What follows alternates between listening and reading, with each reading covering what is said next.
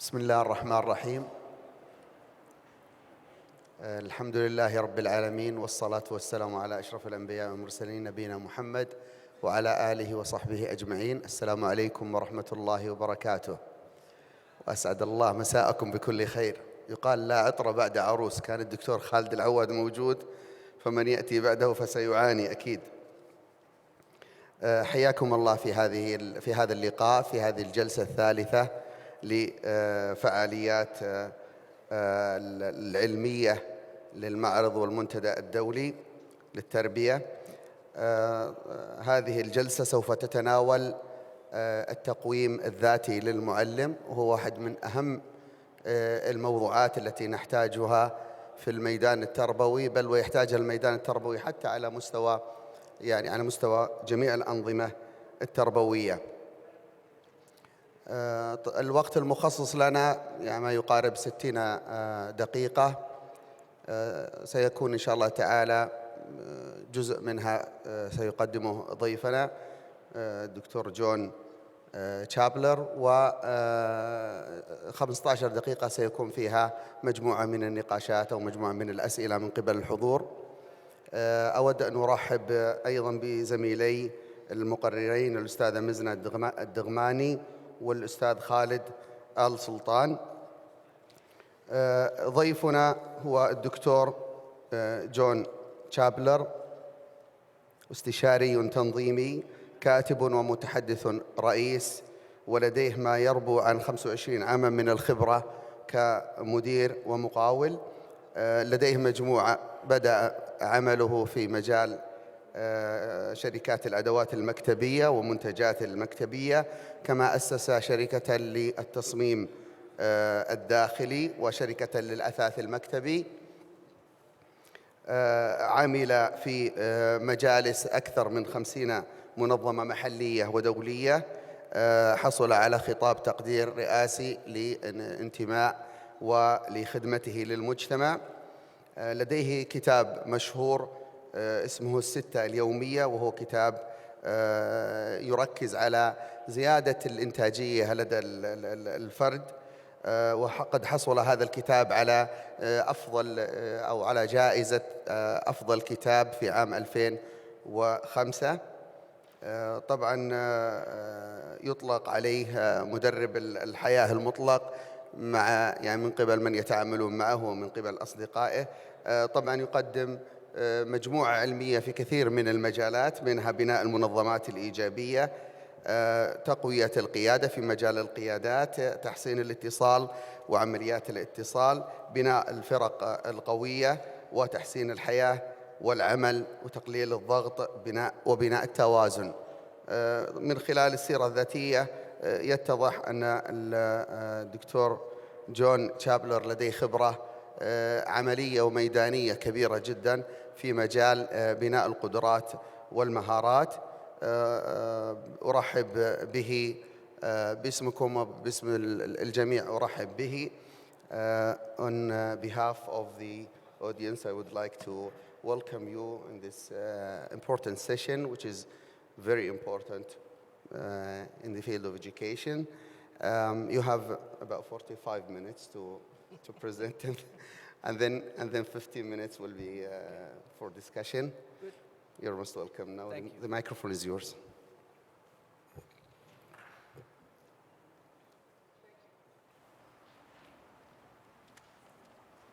Assalamu alaikum.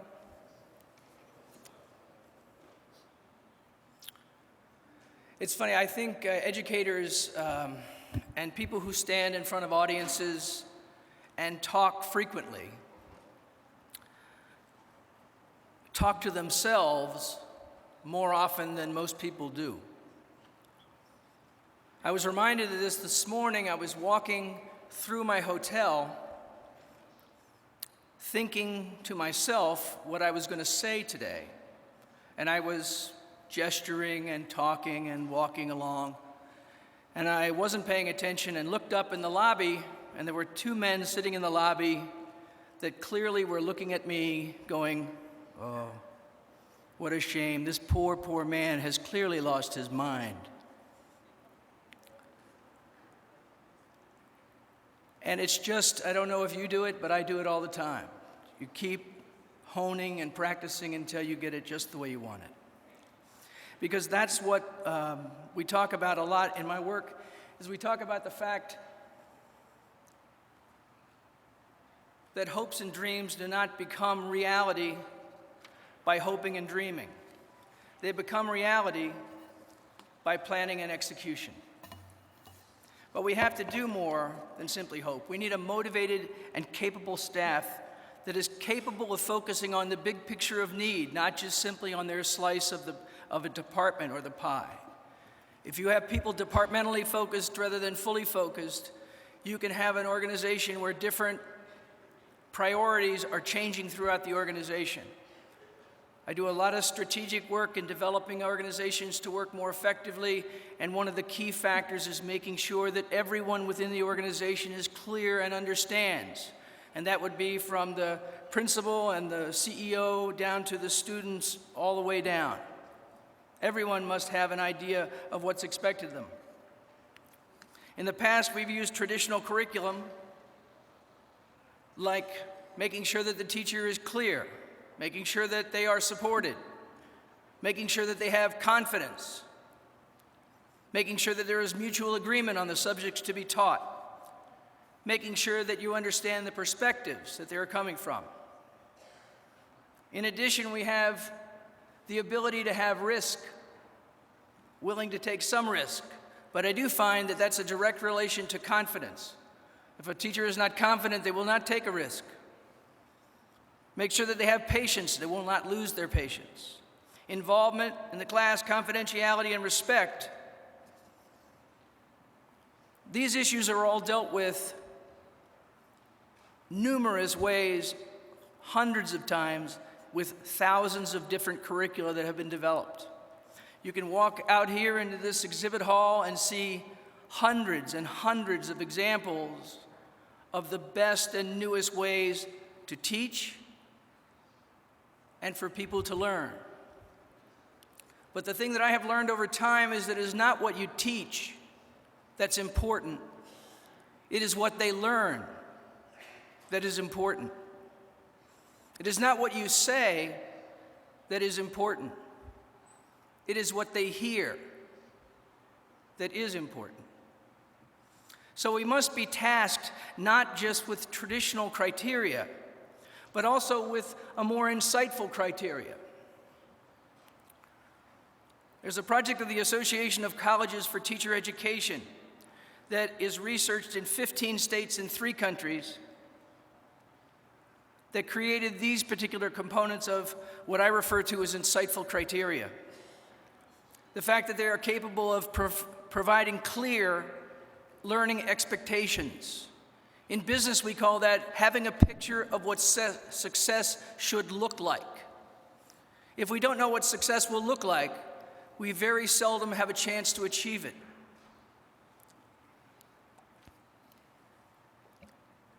That we use fair and credible assessments in student learning, but that we also use fair and credible assessments in our teacher evaluations.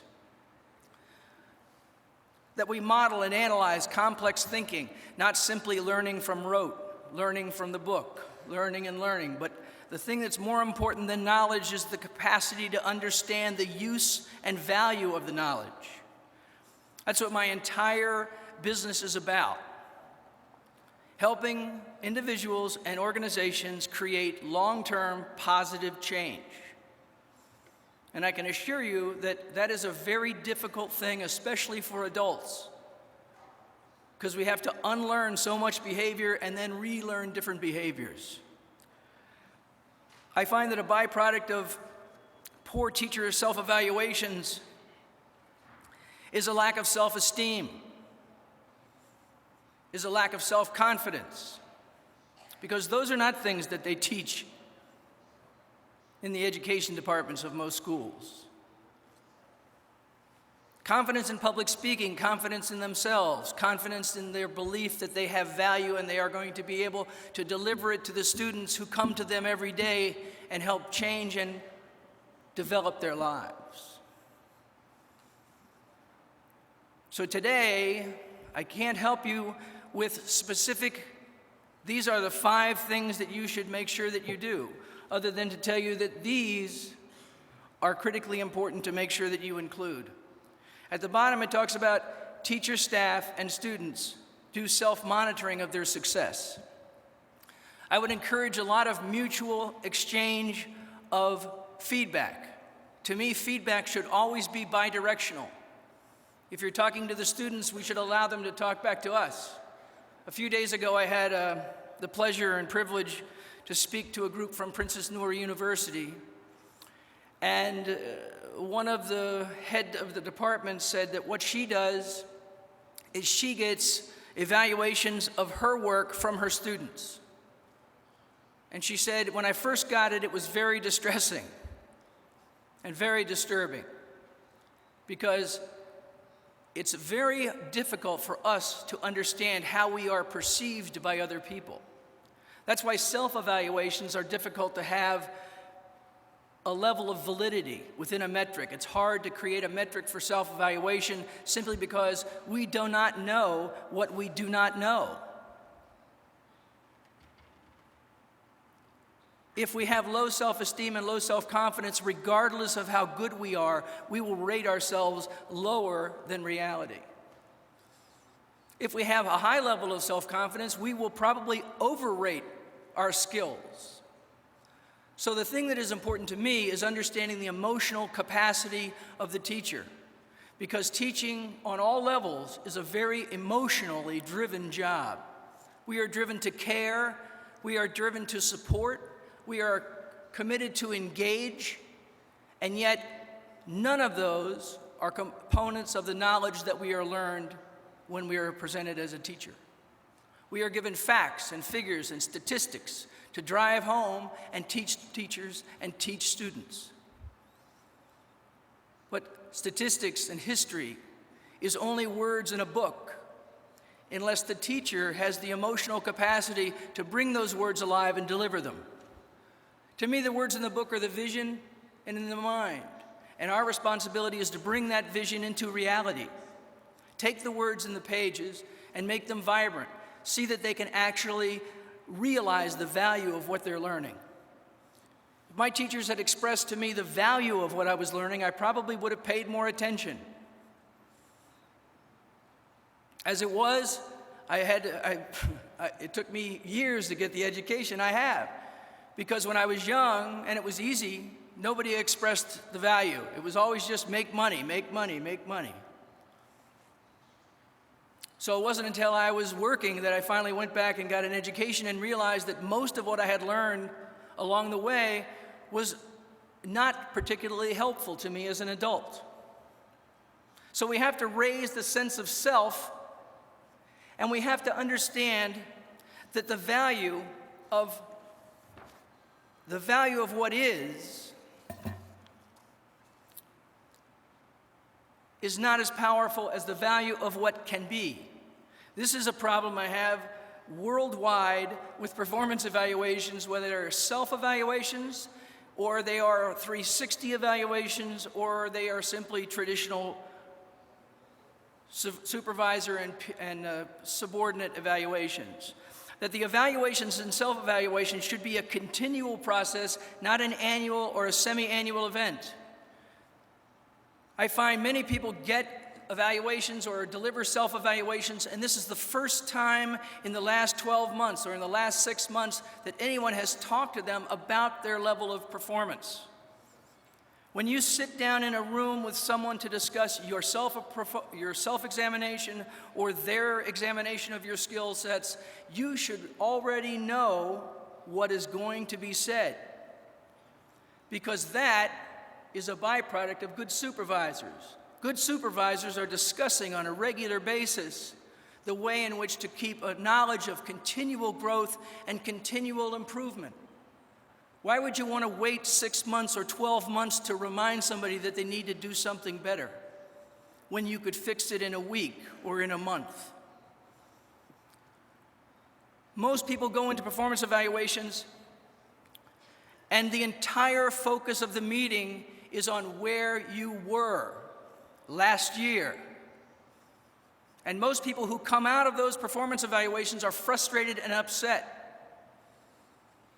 If you want to change the mindset of people who come out of your performance evaluations, then focus on the future, not the past. To me, performance evaluations, if you're a good supervisor, you have been talking to your people all along. They do not need to be any more than 15 or 20 minutes about where you are or where you were. And the rest of the meeting should be about where you're going, how exciting it's going to be a part of the growth and the change that's within this organization. And when you make the performance evaluations broken down like that, people leave your offices excited and motivated. A motivated person will deliver 40% more productivity than an unmotivated person. 40% is a very big number. This is not a 10% improvement. This is huge.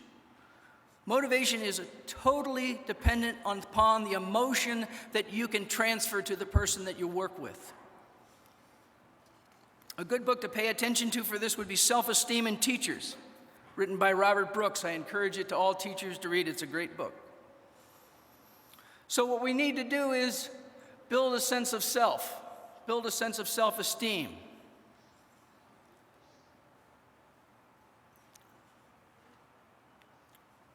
Arizona State University has developed a 6-hour course based on staff career inventories. What does this person have as a tool in their toolbox that they can use, and what do they need to add to this toolbox?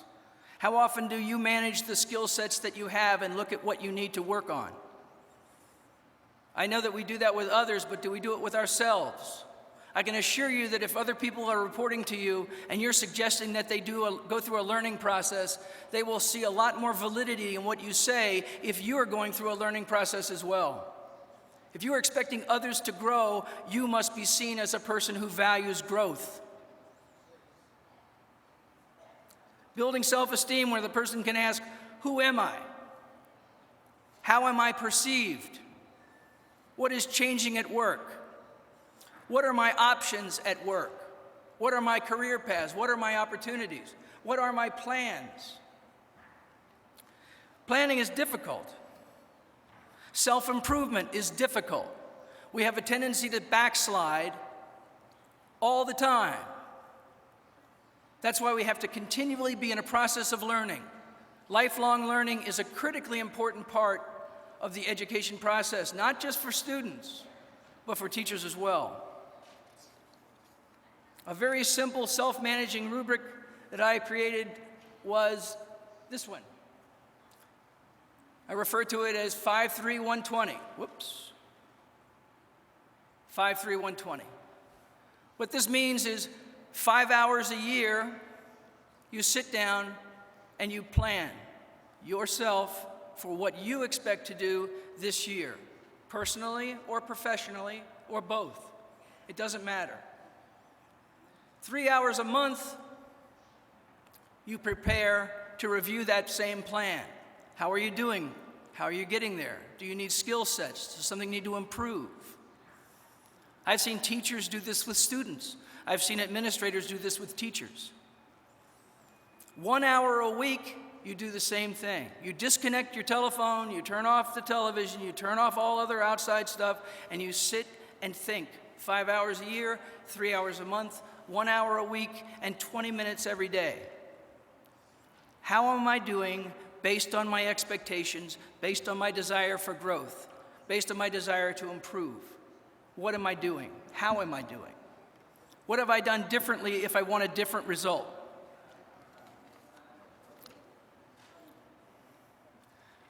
We have 3 circles in our lives, some of control, some of influence, and some of concern. The only thing that we have control over, is why the circle is the smallest, is we have control over ourselves. And that's only sometimes. Sometimes there are ways I want to behave, and I behave differently than I planned. I lose my temper when I don't plan. I get upset when I wasn't planning to. So sometimes I don't even have control over that.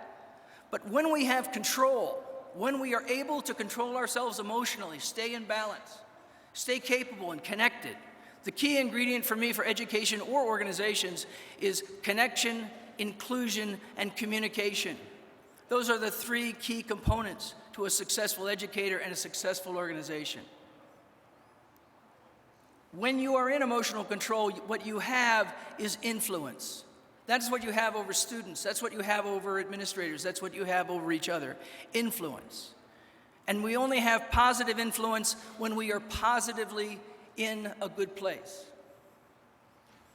So as I said before, I think that many teachers start out with a lack of self-confidence. And if you're looking for teachers to provide self-evaluations, we need to make sure they have the emotional stability and confidence to be able to provide exceptional training and teaching to the students. So my book of the Daily Six works on 6 simple principles and ways to help build a balanced and centered person. It also works for organizations as well, but tonight we're going to talk about individual people. The first step is willingness.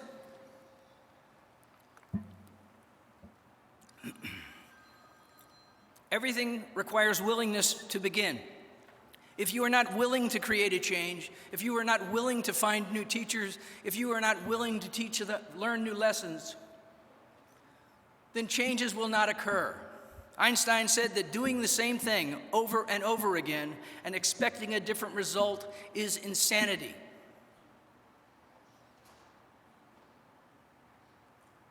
What we want to be able to do is realize where our strengths are and work on those strengths, but be honest with ourselves.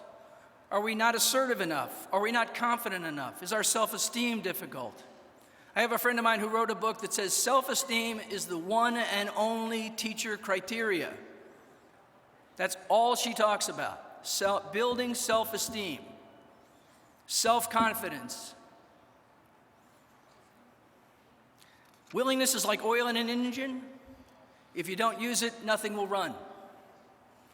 Next is quiet time, building some quiet time into your life. Now, when I talk to Saudi audiences and Muslim audiences, you already have quiet time built into your days. I wish I could take these concepts back to the Western world and try and encourage them to take more quiet breaks in their day than this. What we need to do, though, is prayer time is a wonderful cleansing time. Clears your mind, relaxes the stress from your body. But if you can add just a little bit to that, either at the end or the beginning or right before you begin or right after you finish, if you use it to a chance to focus on how you're doing today. Are you doing as well as you had expected to do today? If not, what can you change to put your day back in order? When you begin the day, think of the day ahead and create a positive, clear path of how you want to go from now to the end of the day. The purpose of a path, to me, is not to determine when you're on it. The purpose of a path, to me, is to determine when you're not on it. If we create a path for ourselves, if we create a clear picture of how the day should go, or how the phone call should go, or how the meeting should go, then we have set an expectation to ourselves that we can measure ourselves against on the phone call or in the meeting or in front of the classroom. But without that, we don't really, it's ambiguous. It could be anything.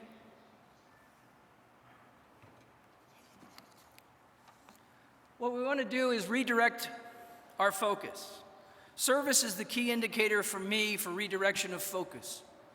If you're trying to change, the fourth one down says WIIFM into WIIFM. And what that means for me is, what's in it for me? What's in it for me, we change that. Because what's in it for me is very selfish. We change it to what's in it from me.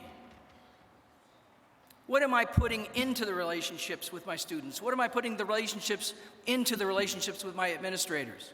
What are the administrators putting into the relationships with their teachers? Not what am I getting, but what am I giving? When we focus on the success of others, our success is guaranteed. We redefine our job as focusing on the success of others. To me, service is the price we pay for the life that we're given. We were not put here, in my mind, to judge. We were put here to serve. And my responsibility is to serve and communicate as effectively as I can. And that's what I've been called to do. Each of us have been called to do something differently. What I encourage you to do is simply realize that we've been given a gift, and we need to, if we're good educators and good communicators, we need to share that gift with others. Maintaining a sense of self-esteem for teachers is important. Building compassion and cooperation is utilized with point 4 in the Daily 6, which is love and forgiveness. Now, when I started presenting this to large business audiences, they looked at love and forgiveness and thought, what a silly man. Where does this have a place in business? And my point is, I've done nothing in my life but run businesses. The businesses that I ran before I wrote this were very successful, but the turnover was high. I had ulcers. I worked 12, 15 hours a day. I made people around me angry. I was frustrated and stressed out all the time. After I began to practice this, the businesses I ran became more successful, with less stress, less anxiety, better communication, better connection. The concept that I've put in the book about love is to understand the needs of someone else and treat those needs as important as if they were my own.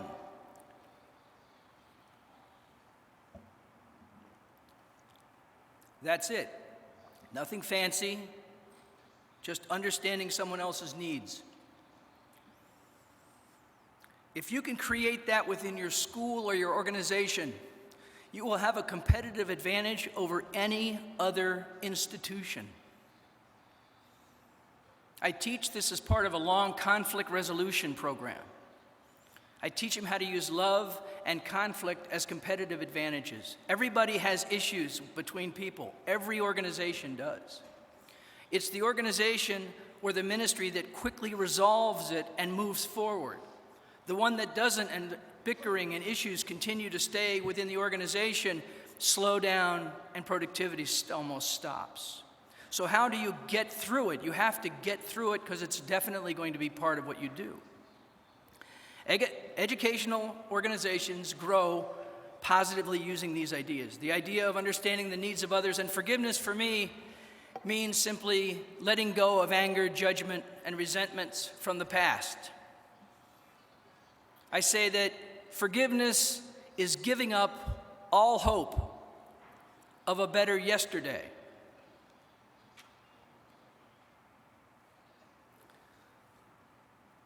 Letting go of anger and stress and resentment and focusing on the needs and successes of others will change your perspective and change your entire world.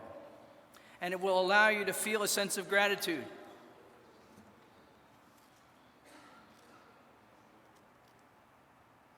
Gratitude for all things at all times.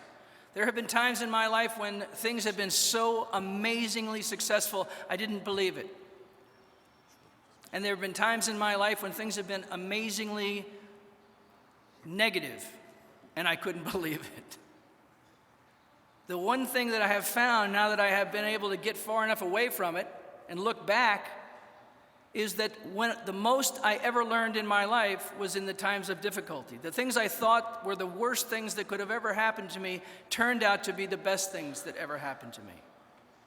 And I talk to people all over the world about this. If I hadn't lost my job, I wouldn't have moved to this other city. And when I moved to the other city, that's when I met my wife. Or if I hadn't gotten fired from this career, I wouldn't have met Jim, and Jim helped me go back to school and became a doctor. All sorts of coincidences that happen because we simply do not allow negative things that are happening around us to pull us down into that negativity. We take the difficult times with the good times because we understand the blacksmith's truth. The blacksmith's truth is In the old days, the blacksmith would take a piece of steel and put it in the fire and forge it. And when it got hot, he would put it on the anvil and work it with a hammer, and then plunge the steel into cold water.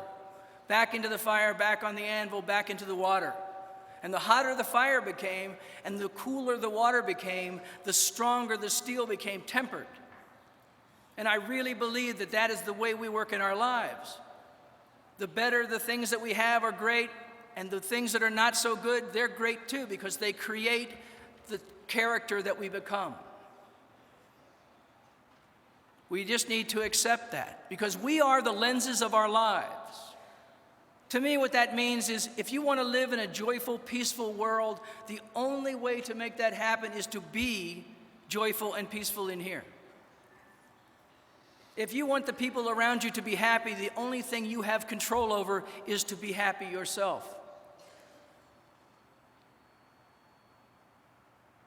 It is very important to realize if we want the changes to occur in the world around us, the changes must occur in us first. And whatever you're looking for in the world around you, you must become that before you will find it. I call this selective perception.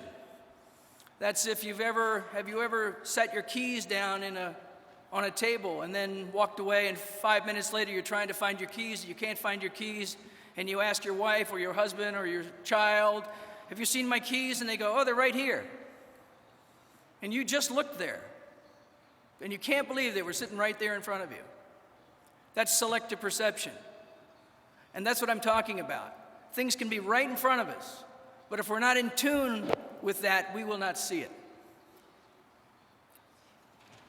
If we want great lives, we can have them.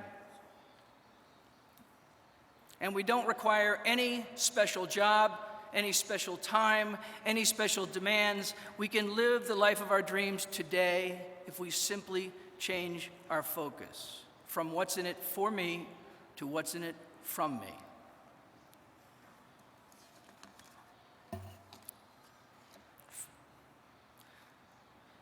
Finally, action. Now, in a group of educators, I feel very uncomfortable scratching out knowledge is power. I don't mean to be disrespectful. I do the same work. All I mean here is knowledge alone is of no value unless you put it into action. To have the knowledge in here and not to use it is such a waste. To read something and learn something and not pass it to someone else is a waste. Emotion is not the words you use, it's the behavior you exhibit. It's very important to remember that people judge us, or we judge ourselves, We judge ourselves by our intentions. But everyone else judges us by our behavior. So we have to remember that words alone don't carry as much weight as words plus action. Success is simply a choice that you can make every day. These are simple things that have caused me a lot of pain over my life and took me a lot of pain to learn. I pass them along to you in ways to remember that you don't have to go through the same pain I did. People are not difficult. People are just different.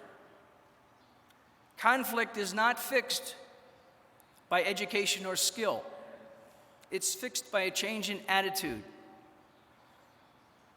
The true belief in your heart that every single person you come in contact wants to be successful. You just haven't found a way to connect to that essence of success yet. Everyone wants to be successful. Success is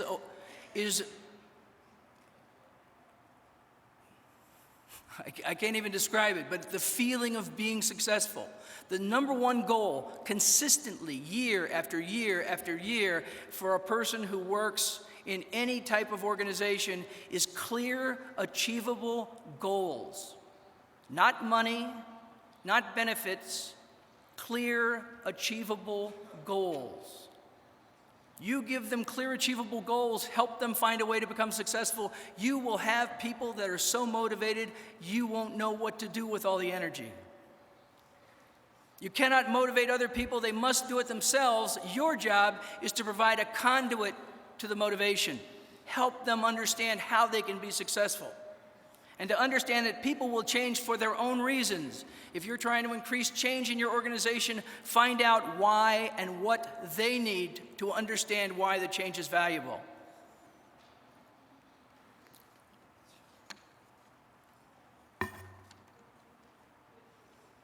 The quality of any organization is directly related to your choices.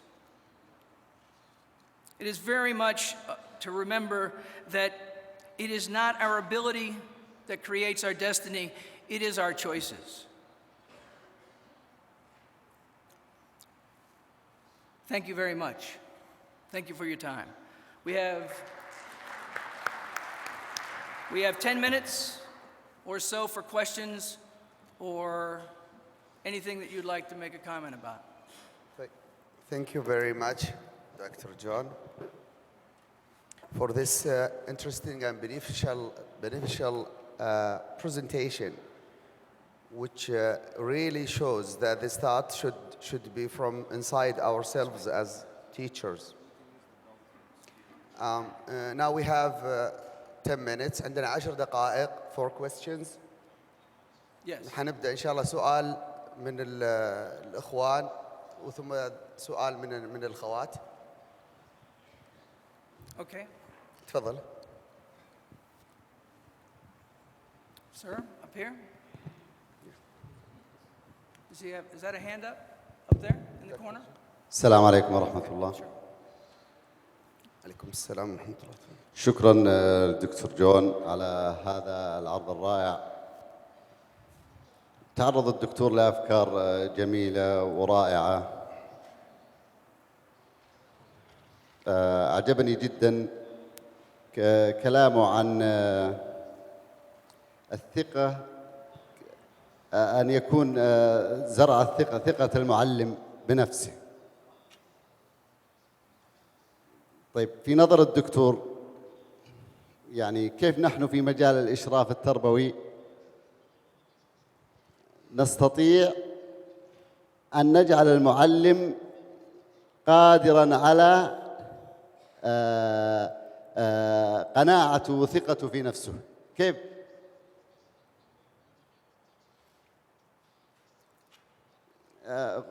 يعني خصوصاً نحن هنا في المملكة نعاني من نوعية من المعلمين، يعني بالنسبة للتعليم بالنسبة لهم هو وظيفة أكثر من كونها مهنة، يعني هو مصدر للحصول على المعيشة وليس مهنة يعني حدثت برغبة أو باختيار. قد يكون بعضهم بالصدفة أصبح معلماً. نعاني من هذه المشكلة. نتمنى أن نرى رأي الدكتور في هذا الموضوع. شكراً. شكراً جزيلاً. You just asked me a 45-minute answered question. Self-confidence is, you can't make somebody self-confident. That's the only problem. That has to be done by themselves. What you have to do is find how they feel successful. What are their goals? Not what are your goals, what are their goals? I've sent people to school to learn things that had nothing to do with their jobs. Nothing. Fix motors, learn Spanish, paint. It didn't have anything to do with my business, but it made them feel successful. It gave them a sense of understanding that my job was to make them feel as if they were growing and accomplishing more.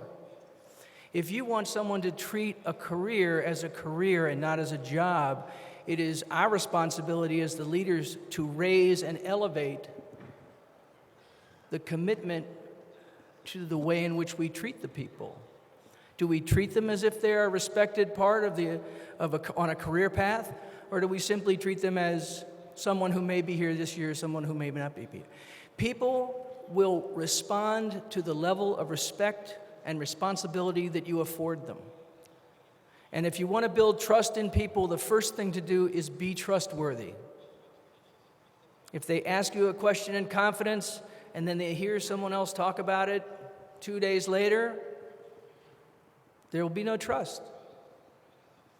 So the reason that I talk to leaders is because leadership is hard. Leadership is difficult. It is not black and white. It is always gray. What works for one person will not work for another person. I have whole programs that talk about different personality styles and the way in which people communicate. And you have to tweak your style just a little bit or adjust your style just a little bit to get more connection, more inclusion, more communication across to the person that you're talking to.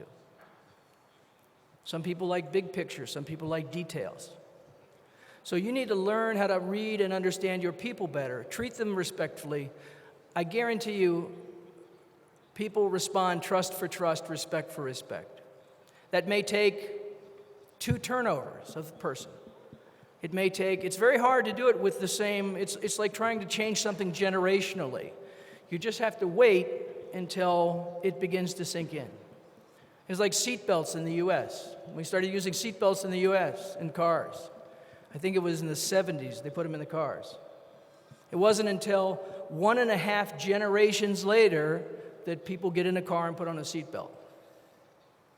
It took over 25 years to get people to start doing that. So things change very slowly. Attitude and behavior change very slowly.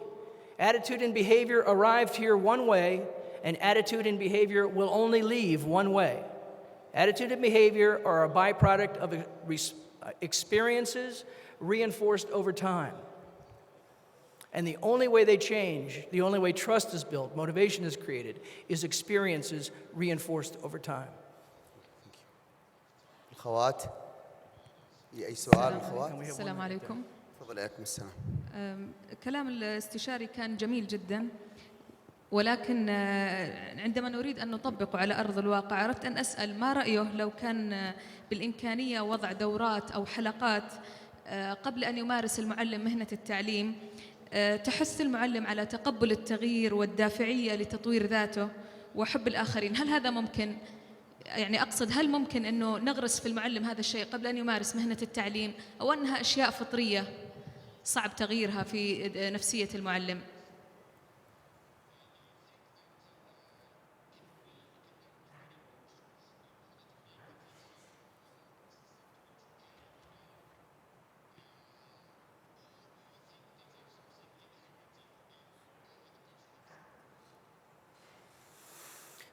Well, that's the nature versus nurture question, always. Is it the environment or is it the person? Coming from the U.S. is a very mixed nationality country. So I have learned over time that it really is the nurturing or the environment that creates the person.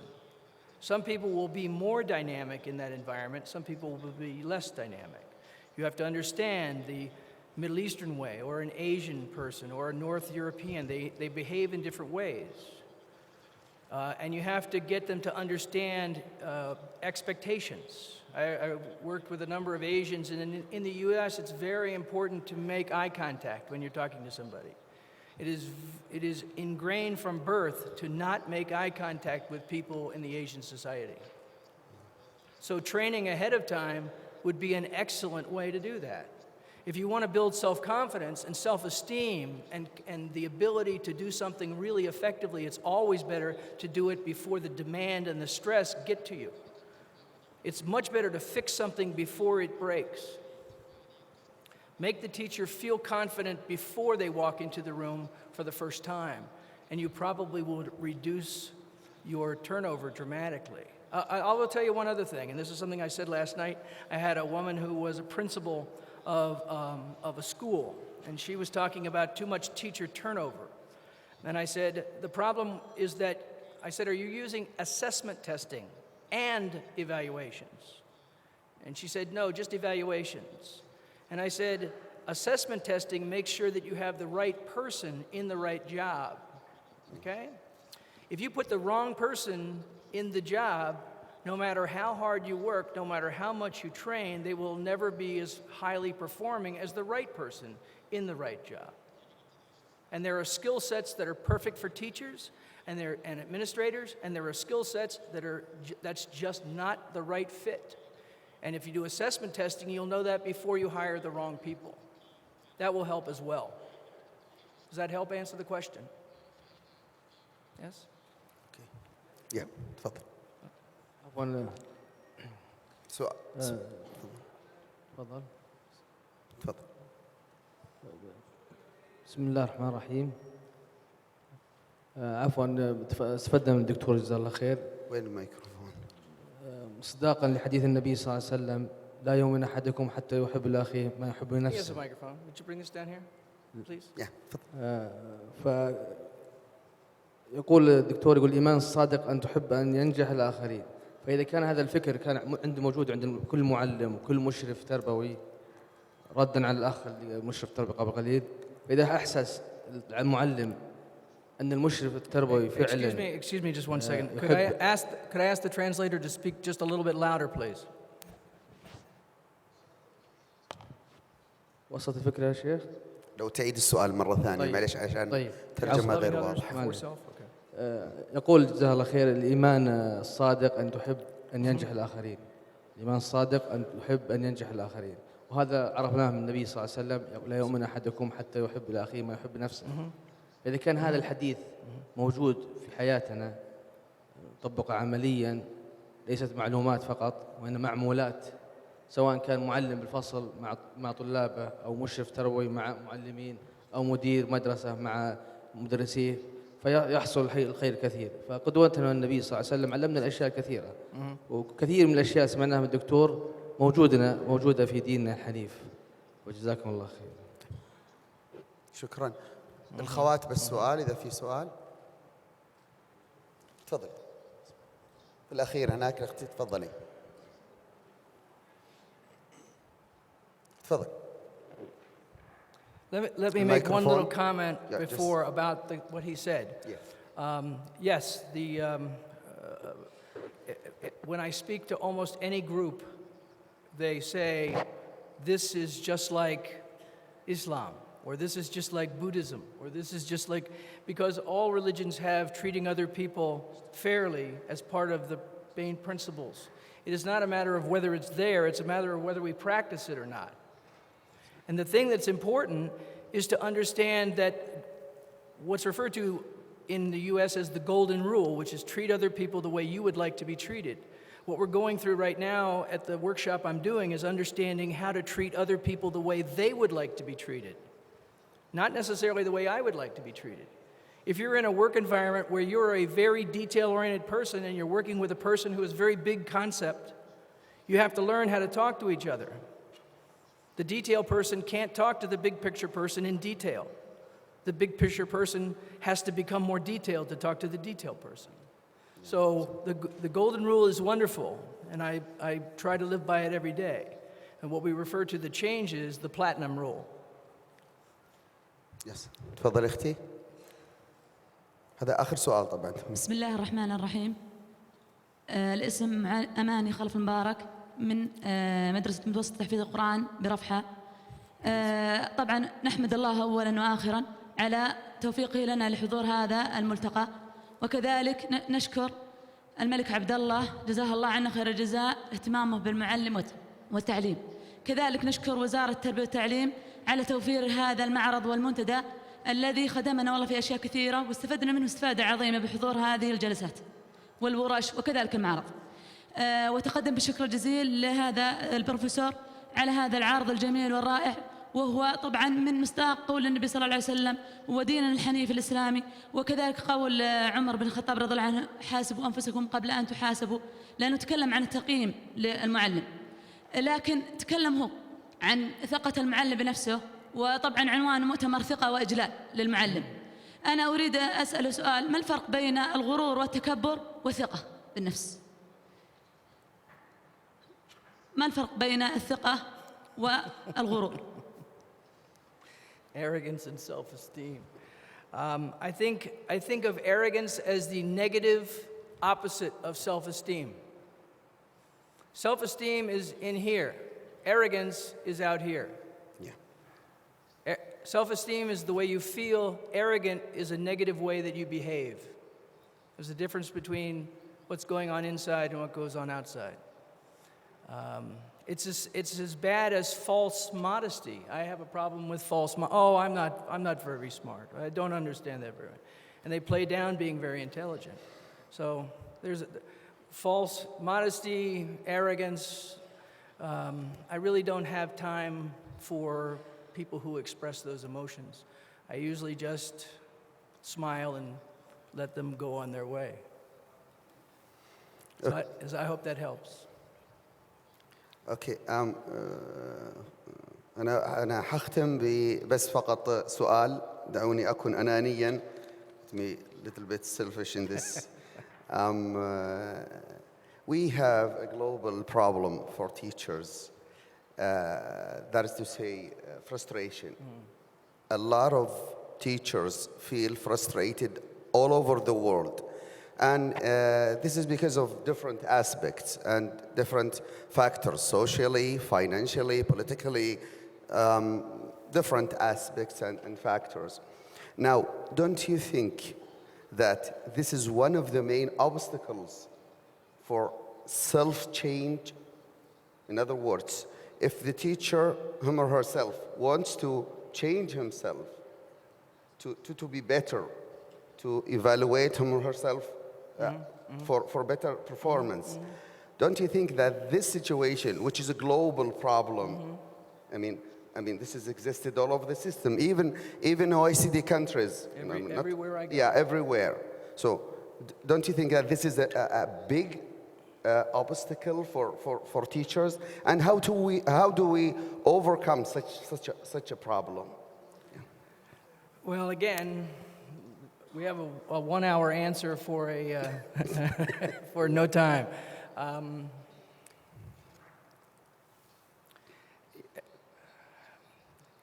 You remember the circles of control and influence and concern.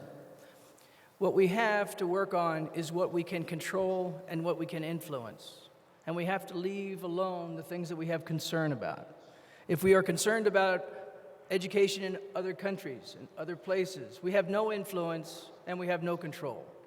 We have to let that go and focus on what we have control and influence over.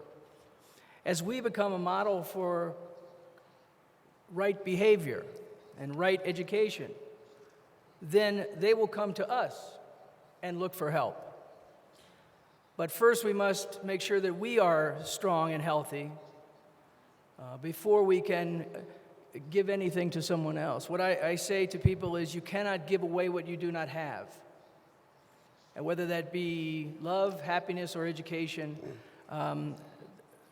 self-esteem or personal change. I've been working in the field of personal and professional change for 20 years. And it is very, very difficult. And you have to practice every day. That's why the book is called The Daily Six, because you don't read the book and put it away. You have to practice the ideas on a daily basis.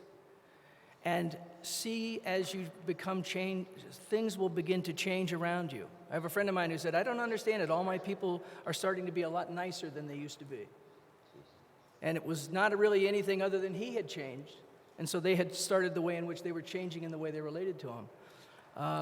I think what I would do is I would work on programs building self-esteem and self-confidence. Because a person with high self-confidence needs much less management or leadership than a person with low self-confidence. So if you're having a lot of demands on senior teachers or administrators, the faster that you can get the teachers feeling a sense of self, positive about themselves and the way in which they work, the less demand there will be on the administrators to work on them, and then they can spend more time working on other projects. So it's very much a chicken or the egg kind of thing, what comes first. But I've always felt that training and education has to come first, and then the utilization of it has to come next. Thank you very much. شكرا جزيلا. احنا مضطرين الآن عندنا الدكتور علي أشكركم جزيلا على الحضور والتفاعل. Thank you very much, Dr. Thank John, you. for this interesting presentation, for all of the pieces of information that you've presented to us. I'll be here if someone wants to ask me a question. I'll be outside. Thank you. شكرا للخوات أيضا لحضوركم، ولعلنا نحيي الدكتور. شكرا جزيلا. Thank you very much. باسم وزارة التربية والتعليم نتقدم بوافر الشكر وجزيل العرفان لسعادة الدكتور جون شبلر على هذه الجلسة القيمة، وكذلك سعادة رئيس الجلسة الدكتور سلمان بن علي الكريدا، ومقرر الجلسة الأستاذ خالد آل سلطان. نشكر لكم حضوركم واستماعكم، ونريد أن ننوه إلى أنه بإذن الله تعالى هذا المساء سيتم توقيع عقد مشروعات الموهوبين، مراكز الإبداع والابتكار، مدارس الموهوبين، مناهج الموهوبين بجناح الوزارة بالمعرض بين وزارة التربية والتعليم ممثلة في وكالة التخطيط والتطوير، وجامعة الملك عبد العزيز بجدة ممثلة في مركز الأمير نايف بن عبد العزيز للبحوث الاجتماعية والإنسانية. نرحب بمشاركتكم وحضور هذه الفعالية التي تكون بإذن الله تعالى منطلق جديد لإنجاز جديد في وزارة التربية والتعليم. والسلام عليكم ورحمة الله وبركاته.